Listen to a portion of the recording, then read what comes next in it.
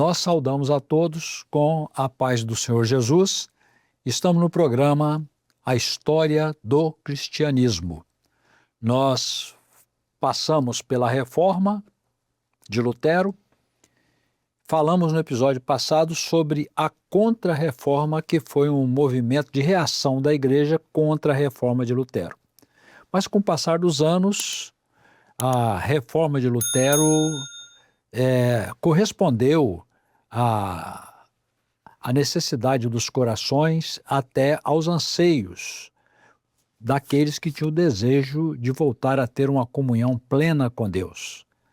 Então, neste episódio, nós vamos falar exatamente disso, que são os avivamentos. Está conosco aqui o pastor Edson Ian, que vai colaborar e falar bastante deste assunto. Paz do Senhor, pastor Edson Ian. Senhor, pastor Antônio Carlos, a paz do Senhor a todos. Os avivamentos falam do retorno às verdades do Evangelho. Fala da renovação do espiritual, do arrependimento, retorno às Escrituras, fervor nas orações, pregação com sinais da parte de Deus e conversões em massa. Impactou inicialmente, porque isso foi um período longo, mas impactou profundamente no início a Inglaterra e colônias americanas. Vamos pedir ao pastor Edson Ian para tratar deste assunto e dar início ao programa. Amém. Bom, mais uma vez, a paz do Senhor a todos. Para nós falarmos dos avivamentos, né, que historicamente, naquilo que nós estudamos lá das cartas das igrejas do Apocalipse, se refere ali a Filadélfia, né, o amor fraternal, esse período que a igreja passou agora não somente por uns restantes, que foram os reformadores, mas agora passou a ser grupos evangelísticos. Eu acompanhei os programas anteriores aqui com a presença do pastor Luiz Eugênio, o professor e pastor Serlon, que falaram aqui das reformas,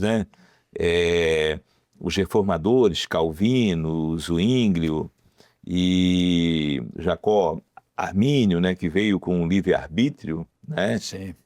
Que contrariou ali aquela ideia do Calvino, de que a salvação já era pré-escolhida, e veio com o livre-arbítrio. Mas agora veio o período dos avivamentos. Eu vejo que teve um acontecimento que foi chave para os avivamentos, que foi o fim da Guerra dos 30 Anos, quando duas cidades, essa Guerra dos 30 Anos se travou em 1618, ali por uma cidade protestante, uma cidade católica alemã, naquela região da Alemanha, que era Münster e Osnabrück, e aquilo acabou gerando uma guerra em toda a Europa, envolveu ali a França, envolveu Dinamarca, Espanha, Suécia, Países Baixos. Então foi uma guerra que causou a morte, calculo, entre 8 milhões de pessoas morreram nesse 30 anos, uma guerra religiosa, que o início foi religiosa. Só que o fim dela, é chamado da Paz de Westfália, porque Westfália é uma cidade alemã onde foi assinado lá um tratado, e eu vejo essa data muito importante, porque ali acabou a Igreja Oficial Romana, como uma igreja soberana sobre todas.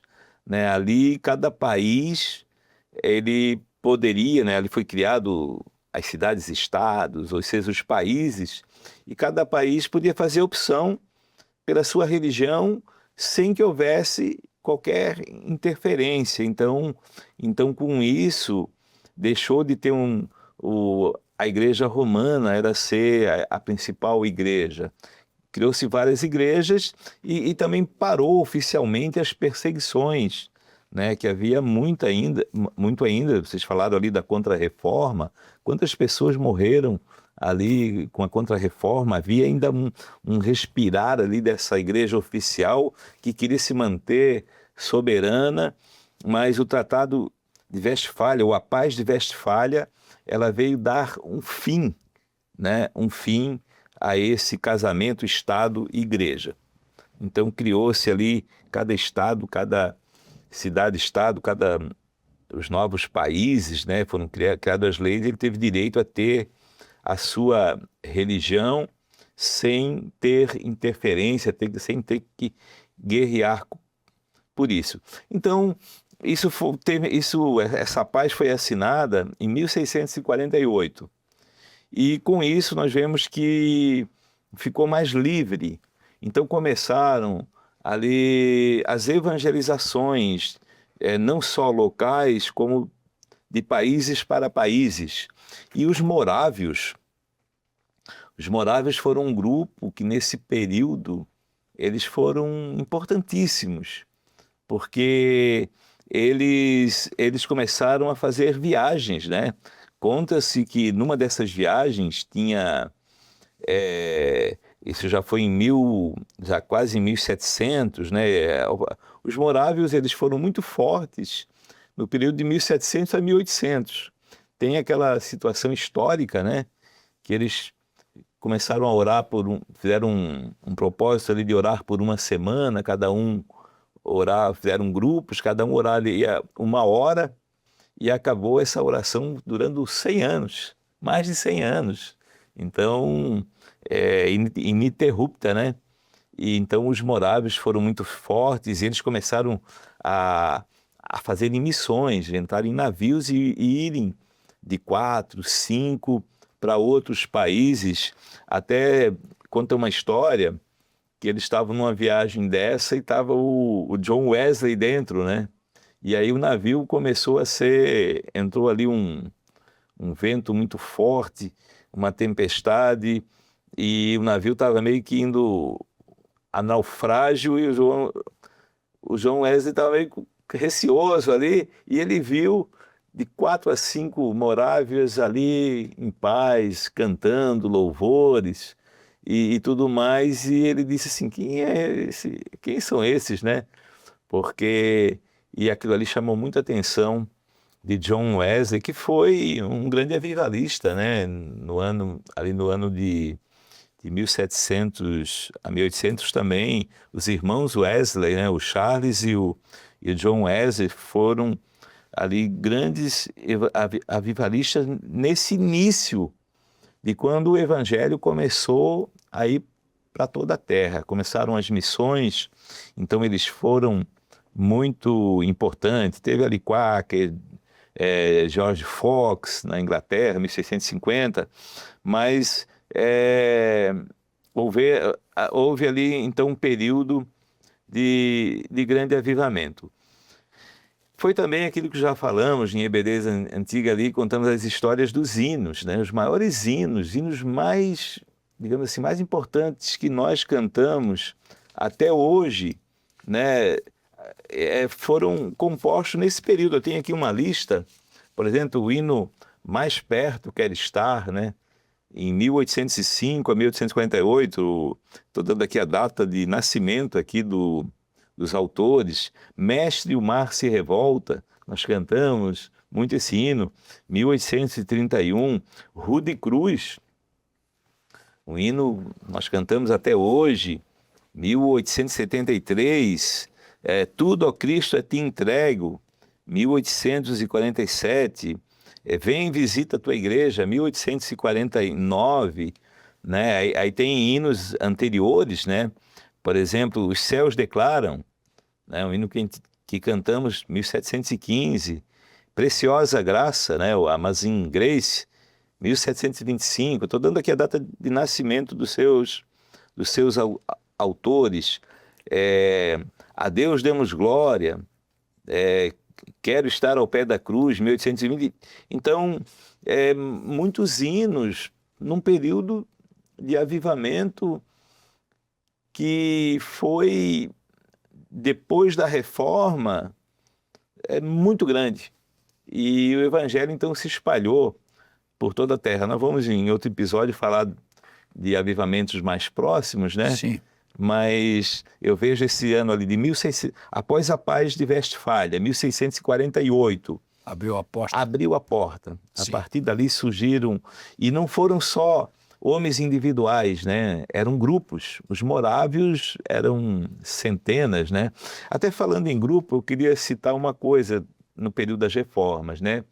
Porque a gente fala muito em nomes, né? Lutero, Calvino, Zwinglio, mas tiveram grupos importantes. Os anabatistas, os huguenotes franceses, né? Os anabatistas eram os suíços, huguenotes franceses, né? Esses morávios que nós falamos aqui, já era lá perto da Tchecoslováquia, os Países Baixos, né?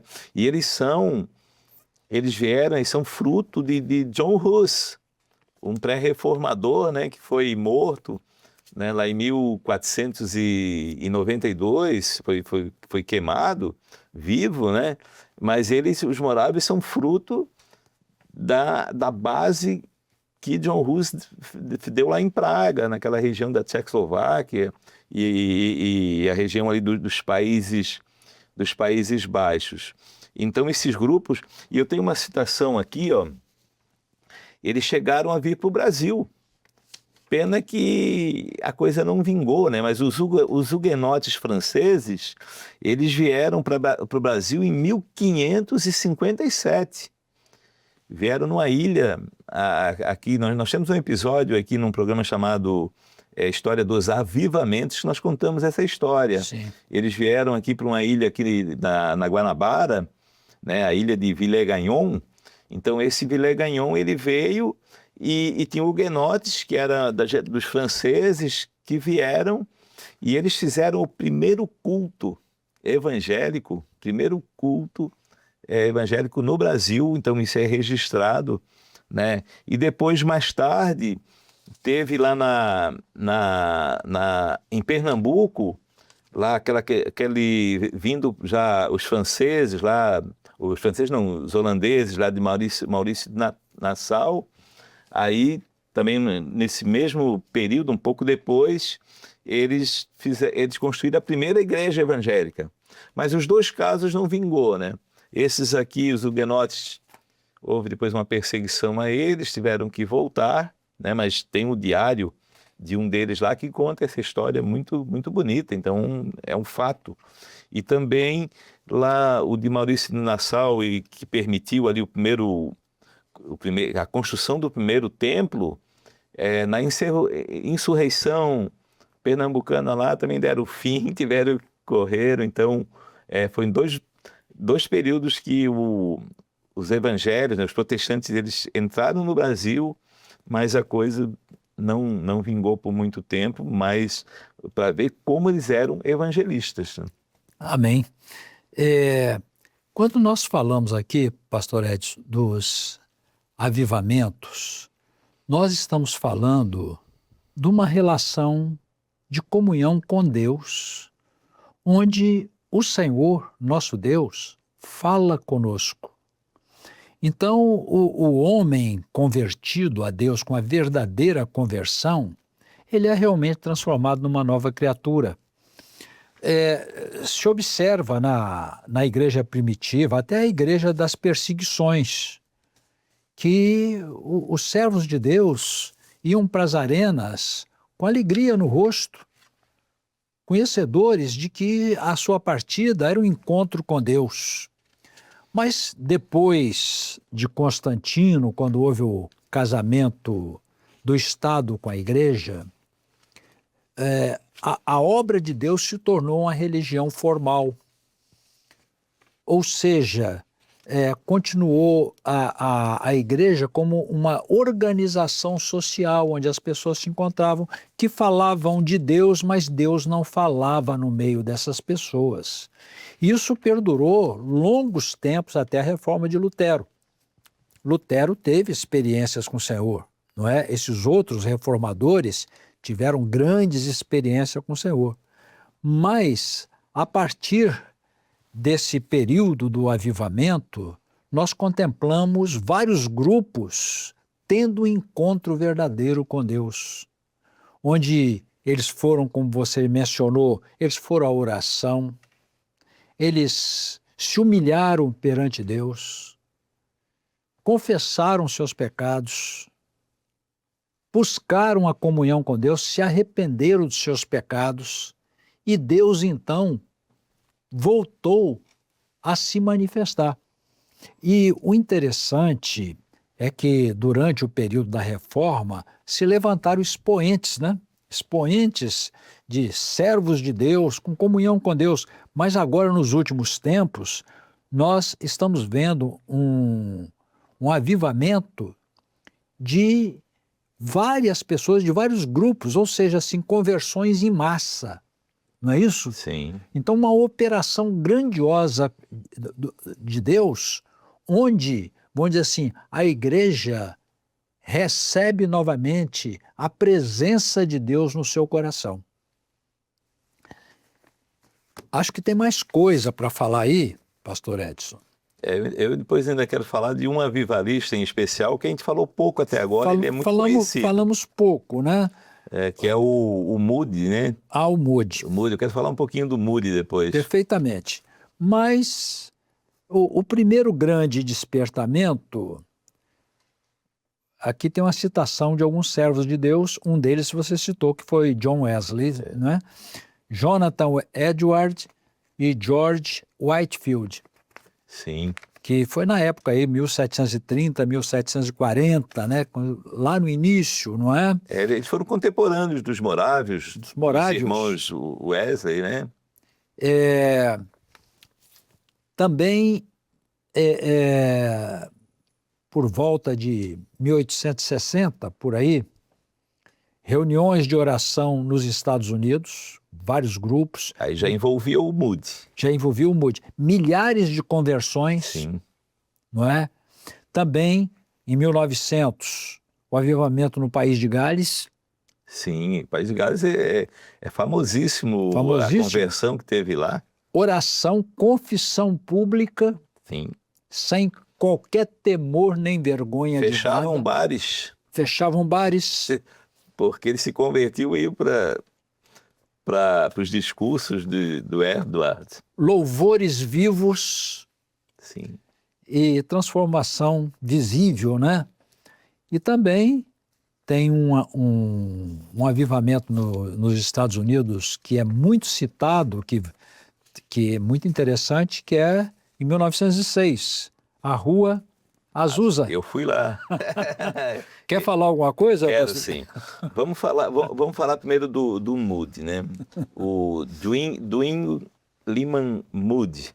Moody, ele era um homem muito simples, ele não foi formado, né? A gente viu anteriormente ali, desde 1300, o Wycliffe, e veio lá o Lutero, eles eram formados em teologia, homens cultos, mas o Moody, ele era um homem simples, ele era um sapateiro, ele arrumava sapatos, e ele teve essa chama de evangelizar. Ele falava do amor e graça e um discurso simples. Ele era muito simples, teve muita dificuldade, né? Queimou a casa dele, queimou o lugar que ele trabalhava, ele dava aula para crianças, ele começou a sua evangelização chamando as crianças carentes e dando escola bíblica para as crianças, então, de tanto que ele queria. E aí teve um período que isso pegou fogo, queimou tudo, mas ao invés de desanimar, nada. Ele continuou pregando. Agora, Moody, ele evangelizava. A pessoa aceitar Jesus, fazia os apelos e milhares de pessoas se convertiam. Era uma coisa assim impressionante. As maiores pregações dele foram nos Estados Unidos, mas ele foi depois para Londres, né, porque ele falava da salvação e todo mundo entendia. E ele dizia uma coisa: fale de forma que um menino de 5 anos possa entender e até os doutores vão ouvir. Impressionante. Isso é uma frase dele, né? Fala na linguagem que uma criança de 5 anos consegue entender, que até os doutores vão entender. Então, esse era Moody, um homem simples, Mas com poder na palavra. Mas na palavra as pessoas se convertiam de uma forma maravilhosa.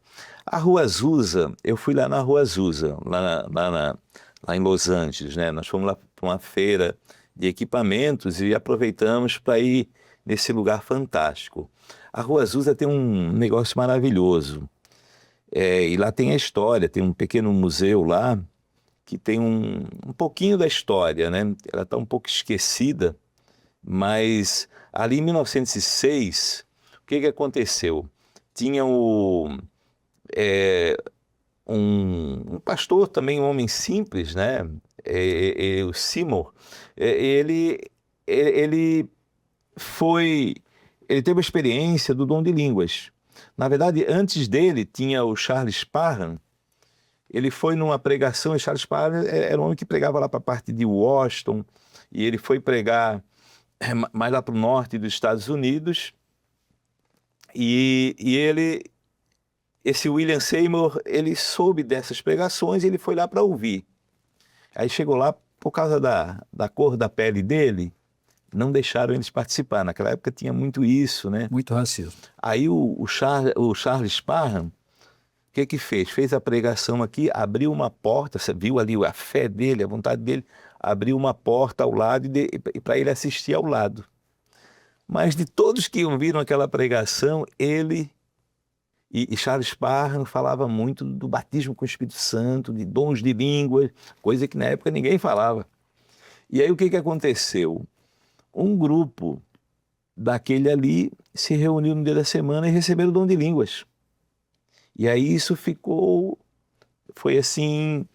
Mas o William Seymour, ele foi para o sul, né, para a parte oeste lá dos Estados Unidos, ali para Los Angeles, e lá ele foi convidado para cuidar de uma pequena igreja lá que estava sem pastor. Convidaram ele para cuidar daquela pequena igreja, e ele foi usar o mesmo discurso lá do Charles Parham. Não durou uma semana, proibiram ele de pregar, e aí eles passaram a reunir numa casa. Vai lá em Los Angeles, tem essa casa lá, e ali eles reuniram um grupo, e esse grupo ali recebeu o Espírito Santo e todos falaram em línguas. Aí começou um movimento que começou a crescer. E aí olha só que interessante, eles foram lá nessa Rua Azusa, como cresceu muito, eles queriam um lugar maior, mas eles não tinham dinheiro. Aí tinha um estábulo fechado. Era uma fábrica antiga que se tornou num estábulo, um casarão, e eles alugaram por um valor bem baixo esse lugar para fazer os cultos. E ali Deus operou. Durante 3 anos, era uma operação tão grande que vieram jornalistas do mundo inteiro e cristãos do mundo inteiro vieram conhecer a Rua Azusa. E ali era dom de línguas, curas, as pessoas... Tu vai lá, tem negócio de muletas, fotos, o pessoal vinha de muleta e saiu andando. E ali próximo, eles faziam culto ali próximo, e pessoas que estavam doentes próximas eram curadas, né, ali na região. Isso foi notícia, vieram jornais lá de Nova York cobrir, e do mundo inteiro. Então dali, essa questão do pentecostal, do Pentecostes, o batismo com o Espírito Santo, línguas, curas e sinais do Pentecostes muito claros, iniciou com a Rua Azusa. Por isso que a Rua Azusa é importante, porque nos avivamentos, até ali o avivamento, era um avivamento de apelo, de conversões, de mudança de vida, mas a Rua Azusa teve o ingrediente do batismo com o Espírito Santo, dom de línguas e todos os sinais dos dons no meio da igreja, e por isso que a Rua Azusa ela é um marco, né, do novo avivamento. Então, desse movimento da Rua Azusa, vemos sinais das igrejas pentecostais no Brasil, né? Daniel Berg e Gunnar Winger foram os 2 suecos, né, que vieram para o Brasil, e depois a partir deles foi fundada a Igreja Assembleia de Deus lá no Pará. Então, eles conheceram esse avivamento da Rua Azusa e que estava acontecendo nos Estados Unidos. Então, é muita história que tem aí. Realmente nós falamos bem pouquinho. O assunto é muito vasto e, ao mesmo tempo, muito importante, porque fala do nosso relacionamento com Deus. Lembrando que nós temos um Deus que fala e que quer falar ao homem, quer falar ao seu povo. Queremos encerrar esse episódio, ou no caminhando para o encerramento, até porque o nosso tempo já está esgotado, dizendo que ninguém pode viver um evangelho social. O evangelho social se baseia em teologia, se baseia em filosofia, em mandamentos de homens, mas nós temos um Deus que quer operar no nosso meio. Foi essa experiência que esse grupo teve. Deus fala pelos dons espirituais. No caso ali, um sinal marcante na Rua Azusa foi o dom de línguas, mas não significa, são 9 dons, só pode também operar de outra forma, só pode te dar um sonho de Deus, tem vários sonhos, mas tem sonhos de Deus, só pode falar na revelação, só pode falar numa visão, só pode falar numa cura, só pode falar em línguas estranhas, só pode falar através da profecia, de alguma maneira. Então, precisamos buscar ardentemente os dons espirituais. A vida com o Senhor é como esse grupo, uma vida de oração. 100 anos de oração compartilhada, foi dito aqui pelo pastor Edson. Então, assim, nós devemos ardentemente, perseverantemente, buscar a face do nosso Deus para ouvir a sua voz. Isso é ter Deus vivo na nossa vida, que fala exatamente dos avivamentos. Queremos encerrar com um clamor a Deus, através do profeta Abacuque, que diz no capítulo 3, verso 2, ouvi, Senhor, a tua palavra e temi. Aviva, ó Senhor, a tua obra no meio dos anos. No meio dos anos a notifica. Na ira, lembra-te da misericórdia. Amém. Que Deus possa, no coração dos servos, em todas as igrejas, se manifestar, mostrando a sua presença. Agradecemos a presença do pastor Edson Ian, que nos trouxe essa grande contribuição. Eu que agradeço. E também a presença dos irmãos. A paz do Senhor.